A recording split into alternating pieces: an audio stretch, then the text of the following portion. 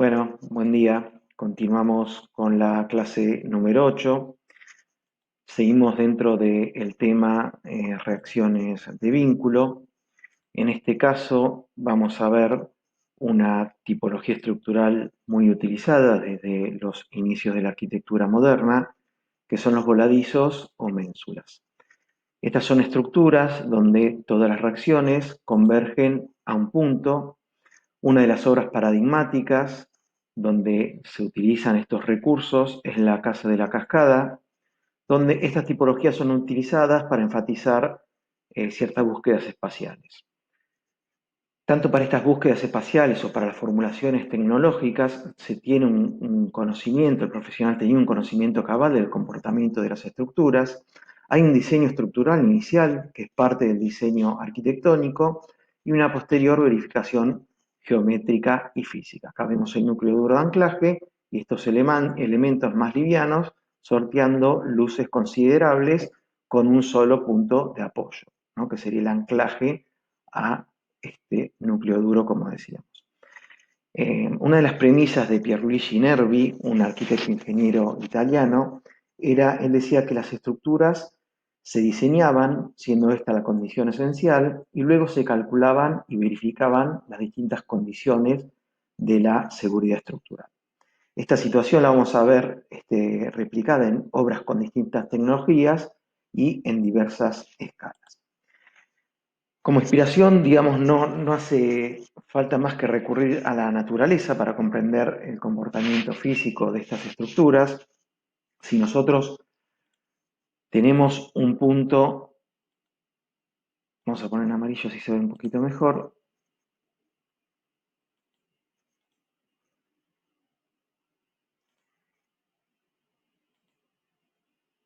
Si nosotros tenemos un punto adecuado de anclaje o de apoyo, podemos sostener un elemento con ese único punto de contacto.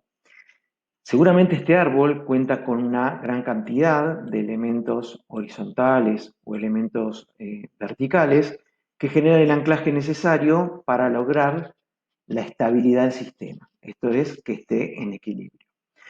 Cumple también con otra de las condiciones de la seguridad estructural, como es la resistencia, porque si no, claramente se hubiera quebrado.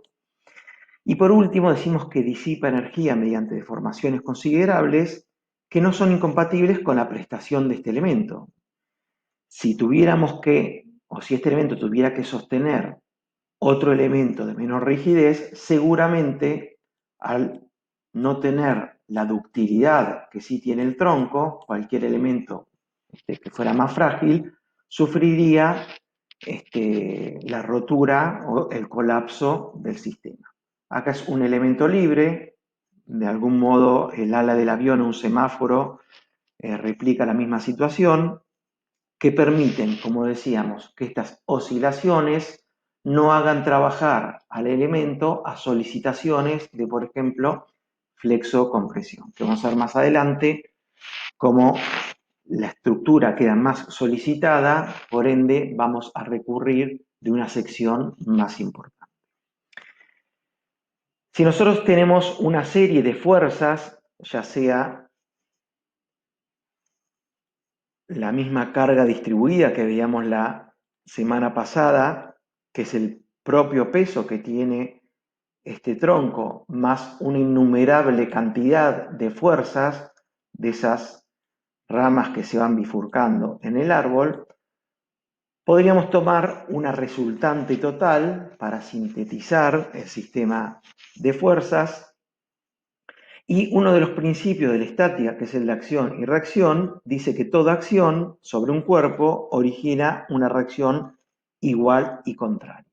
¿Dónde va a estar aplicada la reacción? En el punto de contacto, de anclaje o a la vinculación que tiene el elemento con el sistema de referencia fijo, que en este caso sería el suelo. En caso de acciones horizontales, como podría ser la acción del viento, también la podemos sintetizar con una componente, y se corresponde, para este esfuerzo horizontal, una reacción horizontal que equilibra el sistema. Y a su vez, esta fuerza y esta si es que tiene una distancia con respecto al apoyo, el producto que genera el esfuerzo por la distancia genera un momento flector activo que debe ser contrarrestado por un momento flector reactivo. Si no, el sistema no estaría en equilibrio. Repasamos las condiciones de equilibrio de la estática, que es sumatoria de fuerzas con respecto al eje X igual a 0, sumatoria de fuerzas con respecto al eje Y igual a 0, y sumatoria de momentos con respecto a un punto cualquiera del plano tiene que ser igual a 0. Bien, ¿cómo simbolizamos ese momento reactivo? Como un semicírculo con una flecha que simboliza el giro, que es el momento reactivo que, como decíamos, equilibraba el sistema. Recordemos que se llama par de fuerzas o simplemente par al conjunto de dos fuerzas opuestas en sus sentidos de igual magnitud separadas por una distancia. Se define por su momento, que es el producto de la intensidad de la fuerza o la magnitud de la fuerza por la distancia a la otra fuerza igual y contraria. Cuando realizamos la abstracción o el modelo matemático para poder analizarlo, vamos a tomar una línea horizontal como eje de la viga, un empotramiento, graficado de este modo, o también, como hemos visto en la clase pasada, que simbolizábamos un apoyo triple y el eje de la viga horizontal, y con vectores los esfuerzos que se producen. En este caso sería el del viento, en este caso sería la sumatoria de los esfuerzos verticales compuestos por una resultante. Bueno, para analizar tenemos que tomar una chapa, vamos a aplicar el principio de rigidez. La estática supone que los cuerpos sometidos a sistemas de fuerzas en equilibrio son cuerpos rígidos ideales. Se ha visto hasta el momento sistemas de fuerzas que actúan en un plano, como es este caso, sobre la representación de una figura denominada chapa libre, que en la realidad será un sector plano de estructura, como es este caso que analizamos la semana pasada, que puede desplazarse en cualquier sentido y dirección, sujetos entre sí por el vínculo de rigidez, que sería lo que tenemos en el suelo. A esos vínculos los llamamos apoyos. Habíamos dicho que constituyen estos apoyos imposiciones de carácter geométrico que implican obligar a puntos a recorrer ciertas rectas o permanecer fijos, y estos decimos que constituyen la materialización física de los vínculos. En este caso, esa materialización era mediante un peso muerto, esta sumatoria de pequeños pesos que generan las bolsas de arena, y son vínculos triples. En este caso lo descompusimos en un par de fuerza, pero son vínculos triples, una especie de empotramientos, que decimos que suprime los 3 grados de libertad. Esto es que la sección empotrada no puede girar, lo que implica un grado mayor de inmovilización que el apoyo doble. Entonces, podemos representar, como decíamos, ese momento reactivo, el momento que hay en el apoyo, con un giro que puede ser en sentido horario o antihorario. En caso de ser sentido antihorario, vamos a tomar valores negativos, y en caso de ser en sentido horario, valores positivos del giro. Bueno, entonces, ¿qué eran las reacciones de vínculo? Decíamos que eran las fuerzas que reemplazaban a los mismos, y la operación consiste en sustituir o suprimir los apoyos y colocar en reemplazo fuerzas o acciones equilibrantes.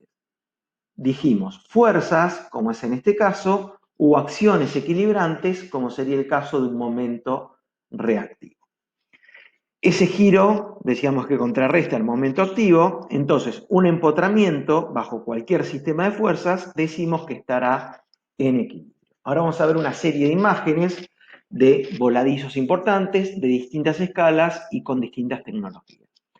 Hoy se está utilizando mucho la perfilería galvanizada, comercialmente se dice PGC o PGU. Son estructuras livianas, de poco peso, con una rigidez considerable, que a su vez nos permiten armar elementos muy rígidos con inercia importante, con poca utilización del material, racionalizando el recurso. Esta es una vivienda en acantilados Por supuesto ya está terminada, está realizada la envolvente, pero toda la estructura fue realizada con perfiles PGC. Estas diagonales y montantes son en PGC y los cordones superiores e inferiores con PGU. ¿Por qué se utiliza el PGU en los cordones superiores e inferiores? Para facilitar la sección de ese reticulado, tiene esta conformación, PGU con forma de U, vinculada a las diagonales con PGC. ¿Por qué decíamos que utilizamos sección U? Porque si utilizáramos PGC, esta pestaña perturba la incorporación de las diagonales que van a tener esos reticulados. Entonces, cordón inferior y cordón superior en PGU y diagonales o montantes en PGC. Acá tenemos también, esta creo que es la terminal de Mar Chiquita. También, fíjense que se genera un empotramiento en el apoyo de las vigas con la columna. Acá está resuelto no solo desplazamientos verticales, horizontales y verticales, sino también que se evita el giro y queda en ménsula, en voladizo, este perfil de acero con formación IPN o más conocido en obra como perfil doblete. Otra vivienda, a esto le denominamos obras de resolución mixta, obras de hormigón armado más perfilería en acero, nuevamente voladizos considerables para la confección de la cubierta. Esta es la estructura principal, materializada con dos PGCs soldados entre sí, y luego venían en este sentido los otros PGC que sirven de clavadera de la chapa. Pero fíjense que nos permiten estas estructuras tener luces considerables. Acá, como decíamos en el caso del árbol, dada la prestación que tiene este elemento, que es un techo, una cubierta, donde no va a ir apoyada ninguna pared sobre ese elemento, en el caso que tenga pequeñas deformaciones, no va a entrar en falla la estructura. Bueno, acá vemos el sistema armado. Acá armamos un reticulado principal en diagonal y después fíjense cómo los distintos elementos se van vinculando y acá tenemos lo que sería el bandó o el cierre de esa cubierta. Nuevamente, un reticulado, cuando veamos reticulados propiamente dicho, van a ver cómo solicitaciones de flexión son reemplazadas por simples esfuerzos de tracción o de compresión, lo que nos permite ahorrar mucho material. Cuanto más alto es el brazo de palanca, o sea, la distancia entre el cordón superior e inferior, menores van a ser los esfuerzos. Y como les decía, son estructuras livianas, de fácil montaje y por supuesto de costo reducido en comparación con una estructura de acero tradicional. También en el hormigón podemos materializar estos voladizos con losa maciza o con simples encadenados que nos sirvan de apoyo de la cubierta. Esto en realidad lo van a ver bien en dos estructuras de hormigón armado. ¿Cuál es la particularidad que tiene la estructura de hormigón armado en comparación a una estructura de madera o de acero? En este caso los momentos tienen esta conformación y el momento en el apoyo tenemos valores de tracción en la parte superior y de compresión en la parte inferior, pero no me quiero adelantar porque todavía en estructuras 1 no hemos visto diagramas de momento. Bueno, otra vivienda, esto es muy común, seguramente alguno lo habrá implementado en sus proyectos de sus materias horizontales, en diseño, introducción al diseño, diseño 1, estos voladizos que generan esta espacialidad sin perturbaciones físicas.